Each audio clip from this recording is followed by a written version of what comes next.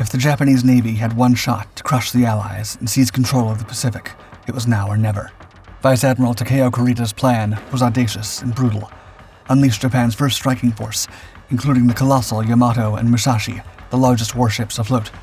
His fleet would sneak past Palawan, skirt Mindoro, slip through the San Bernardino Strait, and pounce on Leyte from the north. The target, a completely unprepared U.S. force. General Douglas MacArthur's landings on Leyte were in full swing, and 420 American transports were ripe for the picking, sitting ducks for Japan's naval power. This perfect plan aimed to cripple the Americans permanently, ensuring Japanese troops in the Philippines could stay linked with their bases in Malaysia and Indonesia, including Singapore. The operation was codenamed Show 1, the first phase of Operation Victory. But this grand scheme hit a snag: the tenacious USS Darter and USS Dace.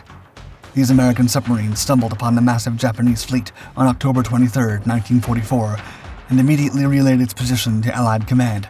Yet the crew of Darter wasn't content with just delivering the, quote, most significant reports of the Pacific War. They craved action.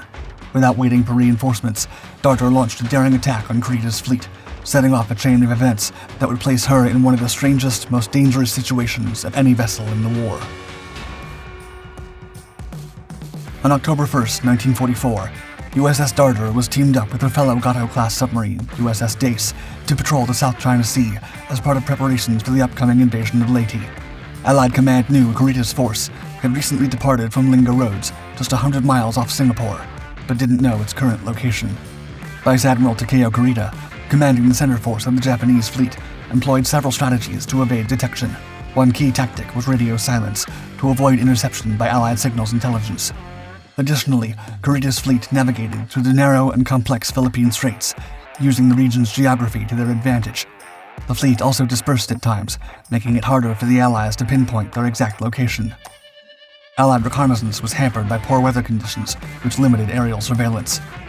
The Allies also misinterpreted some intelligence, underestimating the size and threat of Kurita's force. These factors created significant gaps in their situational awareness. The Allied command was deeply concerned about Kurita's fleet, recognizing its potential threat to the Leyte landings. If a fleet of that size reached the landing zones undetected, it could inflict untold damage. When a massive blip flared on Darter's radar at midnight on October 23rd, the American crews had no idea they were on the verge of writing history. The radar operator initially mistook the contact for a rainstorm near the southern entrance of the Palawan Passage, close to the Philippine Islands. However, he soon understood the true nature of the signal. Captain Bladen D. Claggett aboard the Dace immediately ordered a course correction to intercept at maximum speed. Both subs raced toward the adversary, burning through diesel fuel at an astonishing pace. A U.S. Navy fleet submarine was a surface ship with submerged propulsion capabilities. According to Executive Officer Rafael Benitez, quote, "Minutes later, the radar scope gave us a beautiful picture of many ships, and once again we knew that this was no ordinary convoy." The radar aboard Dace was out of commission for about half an hour, but Darter remained in contact with both the enemy and Dace. The submarines were close enough for their bridge watches to communicate by loudspeakers. Darter also sent reports of Japanese contact to Rear Admiral Ralph W. Christie, who commanded Submarine Southwest Pacific, an area encompassing the waters around Australia, New Guinea, the Philippines, and the Dutch East Indies. Admiral Christie transmitted this information to Admiral Halsey, commander of the U.S. Third Fleet, off the Philippines. After Dace's radar was fixed, the operators saw 11 big cruisers and 6 destroyers in 2 columns of enemy combatants. With no picket destroyers advancing ahead of the main force, the task force was sailing northeast at a speed of around 16 knots. Throughout the early hours of the morning, Darter kept reporting the enemy's position and speed. Darter's commander, Captain David H. McClintock, even provided the enemy's zigzag pattern. Curiously, the picket destroyers were still absent, even though the Japanese must have known that American submarines were in the vicinity. The 2 submarines planned to shadow the enemy through the Palawan Passage, a 25-mile-wide channel marked by uncharted reefs, ominously known as the Dangerous Ground. At first light, after establishing visual contact, they would launch a torpedo attack. Targeting General Douglas MacArthur's landings on the island of Leyte, Admiral Kurita's task force was making its way into the Palawan Passage on its route to Leyte Gulf. MacArthur's U.S. Sixth Army landed in Leyte on October 20th, accompanied by 157 warships and a vast American flotilla of 420 transports. The landing at Leyte was the crucial first step in the Allies' campaign to liberate the Philippines, a region of immense strategic importance. To surprise the landing forces, Kurita planned to stealthily move several Japanese fleets through the Philippines' narrow straits and passages. He would approach Leyte from the north, while Admiral Shoji Nishimura's force would enter Leyte Gulf from the south via the Surigao Strait. Vice Admiral Kiyohide Shima's force of 3 cruisers and 4 destroyers would reinforce Nishimura from the north. In the event that the strategy was successful, these units would gather in Leyte Gulf at first light on October 25th, dealing a devastating blow that would end America's Pacific War.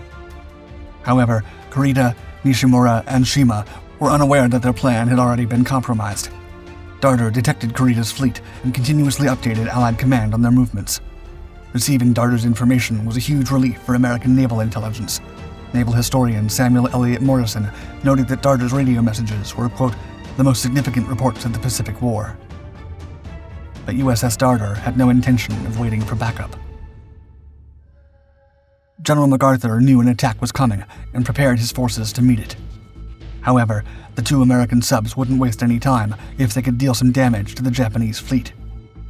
At 4:30 a.m. on October 23rd, the submarine Darder lay in wait 20,000 yards ahead of Admiral Kurita's port column, led by his flagship cruiser Otago. Meanwhile, Dace maneuvered into position to strike the starboard column. By 5 a.m., both crews were at battle stations, ready for action. Inside the submarines, the Target Data Computer or TDC operators requested the range of their chosen targets. Once provided, the TDC operators entered the data, configuring the torpedoes for the captains. At 5:32 a.m., Commander McClintock of Darder seized the moment, launching 6 bow torpedoes at Otago from a perilously close range of 980 yards. The torpedoes sliced through the water, striking the cruiser with brutal efficiency. 4 of the 6 torpedoes detonated against their target, their explosions reverberating through the hulls of both Dace and Darder. Unable to resist, McClintock glanced through the periscope and witnessed the devastation. He later reported, quote, whip periscope back to the first target to see the sight of a lifetime. The cruiser was so close that all of her could not be seen at once with the periscope in high power. She was a mass of billowing black smoke from number 1 turret to the stern. The cruiser was already going down by the bow. Otago, Kurita's flagship, was sinking fast. By 5:40 a.m., the sound of the ship breaking apart echoed within Darder's pressure hull. 13 minutes later, Otago slipped beneath the waves, bow first, taking 360 officers and men to the depths. Admiral Kurita and his staff survived, but were forced to jump overboard and swim to rescue ships. Rear Admiral Motome Ugaki, commanding the battleship Yamato, took command of the task force until Kurita could regroup and reassume command. By this time, McClintock had already unleashed the remaining torpedoes from his stern tubes at the heavy cruiser Takao. At 5:34 a.m., 2 of the 4 torpedoes struck their target, ripping off the rudder and 2 propellers and flooding 3 boiler rooms. The deafening explosions convinced Darder's crew that Takao had been sunk. However, the Takao-class cruisers were notorious for their resilience, their triple hulls making them incredibly difficult to sink. Takao, though heavily damaged, managed to stay afloat. Escorted by destroyers, she limped toward the naval base at Brunei at a mere 5 knots, surviving, but effectively removed from the imminent clash. Watching from his periscope on board Dace, Commander Claggett saw Takao list severely and Otago sink. He famously remarked, quote, "It looks like the 4th of July out there. One is sinking, and the other is burning. The Japs are firing all over the place. What a show." After the celebration, Claggett turned his attention to the enemy's starboard column and ordered his crew to prepare for a setup. He allowed the first 2 ships to pass before locking on to the third, which appeared to be a Congo-class battleship. Unbeknownst to him, his actual target was the heavy cruiser Maya. The fire control officers quickly calculated ranges, bearings, and angles on the bow. Benitez relayed his data to Claggett. When the target was perfectly positioned, Claggett ordered all 6 bow torpedoes fired, mirroring McClintock's earlier salvo aboard Darder. Benitez later recounted, quote, "The offensive phase was over. Now it was time to start running." Claggett commanded, quote, "Take her deep." As Dace began her dive, the submarine was rocked by violent explosions, as if the ocean itself were erupting. 4 of Dace's torpedoes had struck Maya, each carrying over 600 pounds of explosives. Dace emerged unscathed, but Maya was obliterated, sinking instantly. Aboard Yamato, Admiral Ugaki witnessed the fiery demise of the cruiser. The cacophony that had reverberated through Dace was the sound of Maya's bulkheads imploding as she plunged to the ocean floor. In a few seconds, the fury of the Japanese Navy came bearing down on the bold American submarines and their crews. Depth charges exploded all around them, with several destroyers darting above. The soundman gave a running narrative of the chaos above. Quote, "The destroyers sounded like an electric razor at work on a 2-day beard." The American boats were forcefully rocked as the water was repeatedly jolted to its core. Shockwaves broke light bulbs and sent locker doors flying open. A few destroyers conducted dry runs without dropping any depth charges, ostensibly to distract Darter and Dace, while the remainder of the task force managed to flee. After about an hour and a half, the destroyers rejoined Admiral Kurita's fleet and headed north. The duo of American subs stayed submerged for several minutes, ensuring the destroyers were gone before coming up to periscope depth. They were not done yet. They were determined to finish off Takao. Yet there was a problem. Because they had spent so much time submerged during daylight, the navigators couldn't get a fix on the mountains of Palawan, leaving them uncertain of their exact position. Darter misjudged the stream by a quarter of a knot, sending her straight into the reef. With a loud smash, Darter ran hard aground on Bombay Shoal. One of the enemy destroyers heard the noise and instantly started to move in its direction.